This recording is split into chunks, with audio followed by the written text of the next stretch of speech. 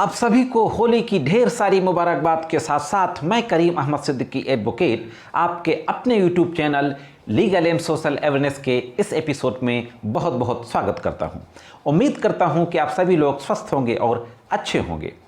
पिछले कई दिनों से कई व्यूअर्स और सब्सक्राइबर्स के द्वारा एक सवाल पूछा जा रहा था कि यदि पति के पक्ष में section 9 Hindu marriage act restitution of conjugal rights, जिसको विदाई का मुकदमा बोलते हैं, वह पति के पक्ष में डिक्री हो चुका है, इसके बाद भी पत्नी हस्बैंड के साथ आकर के रहने को तैयार नहीं है, अपने दाम्पत्य संबंधों को पुनर्स्थापित नहीं कर रही है, तो क्या ऐसी स्थिति में पत्नी को पति से मेंटेनेंस पाने का अधिकार है?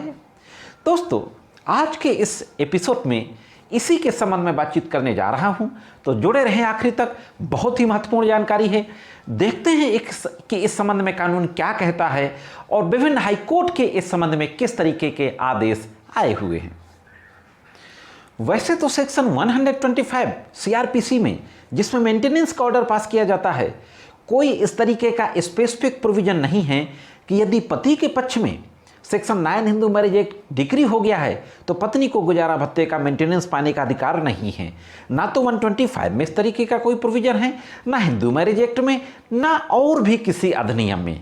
लेकिन सेक्शन 125 सब क्लास 4 में इस तरीके का प्रोविजन जरूर है कि अगर पत्नी without reasonable reason, without sufficient cause अपने पति से दूर रह रही है, उसका परित्याग किए हुए है, तो फिर वह मेंटेनेंस पाने की हकदार नहीं है इन सर्कमस्टांसेस में। दोस्तों, आज मैं जिस केस के बारे में बात करूंगा वह अभी लेटेस्ट जजमेंट है ऑनरेबल त्रिपुरा हाई कोर्ट का। वैसे तो बहुत से हाई कोर्ट्स के जजमेंट हैं, लेकिन सबसे लेटेस्ट है ये 22 फरवरी 2022 का जजमेंट है। इस केस के फैक्ट इस तरीके के थे कि एक पत्नी के द्वारा अपने पति के ऊपर टॉर्चर का इल्जाम लगाकर पति का घर छोड़ के मायके आ जाती है और इसके बाद मुकदमे दाखिल कर दिए जाते हैं। अपने पुत्र और स्वयं अपने लिए फैमिली कोर्ट में 125 का मुकदमा भी दाखिल किया जाता है। फैमिली कोर्ट दोनों के लिए 125 में ऑर्डर कर देता है। पत्नी को लगता है कि यह ऑर्डर बहुत कम है, यानी मात्र 2000 रुपीज पर मंथ का मेंटेनेंस का ऑर्डर किया गया था। पत्नी को यह ऑर्डर कम लगता है तो पत्नी 127 सीआरपीसी में उस मेंटेनेंस के ऑर्डर का एनहेंसमेंट का केस फाइल करती है। इसी दौरान पति ने भी दूसरे फैमिली कोर्ट में सेक्शन 9 हिंदू मैरिज एक्ट का केस भी दाखिल किया था, जो एक्स पार्टी डिक्री हो जाता है पति के पक्ष में, यानी एक पक्षी रूप से आदेश हो जाता है पति के पक्ष में। पत्नी को यह डायरेक्शन दिया जाता है कि आकर के अपने हस्बैंड के साथ रहे और अपनी वैवाहिक दायित्वों को पुनर्स्थापित करे।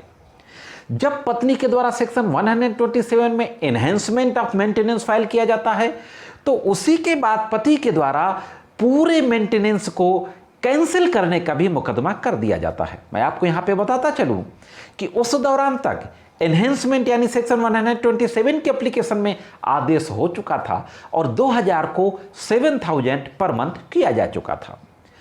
पति के द्वारा यह तर्क दिया जाता है कि चूंकि पत्नी के खिलाफ आदेश हो चुका है कि वो मेरे साथ आकर के रहे और अपने कॉन्जुगल राइट्स को एस्टेब्लिश करे, इसके बाद भी पत्नी नहीं आ रही है, लिहाजा उसे 125(4) के तहत मेंटेनेंस पाने का अधिकार नहीं है।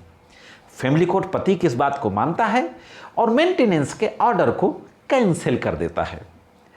अब फैमिली कोर्ट के इस आदेश के खिलाफ पत्नी के द्वारा त्रिपुरा हाई कोर्ट में एक रिट पिटीशन फाइल की जाती है। यह केस था संजीता रॉय बनाम स्वप्न चंद दास। यह सुप्रीम कोर्ट केसेस जो ऑनलाइन एडिशन आता है 2022 का, पेज नंबर 53 में यह पब्लिश हुआ है, मैं डिटेल दे दूंगा। तो यह केस था।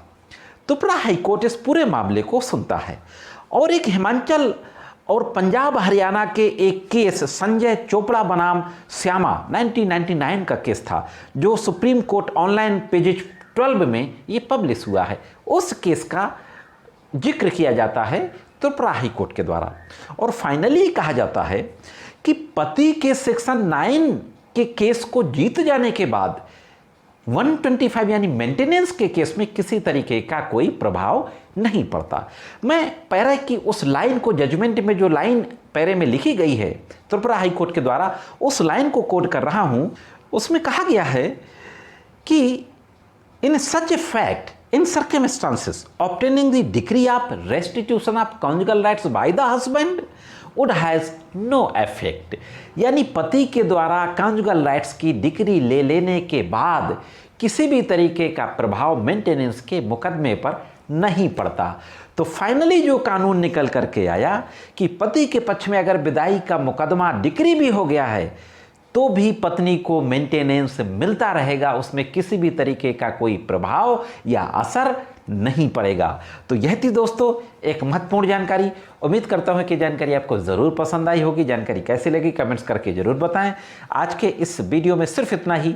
मिलते हैं किसी अन्य वीडियो में कानून की कुछ अन्य जानकारियों के साथ। तब तक कानून की विभिन्न तरीके की जानकारियों के लिए देखते रहें लीगल एंड सोशल अवेयरनेस।